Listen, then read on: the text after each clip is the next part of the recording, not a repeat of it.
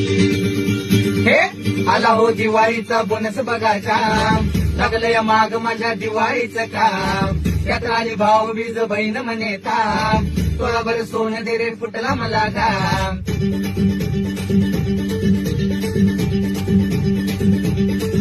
हे आला हो दिवाळीचा बोनस बघायचा, लागलंय माग माझ्या दिवाळीचं काम.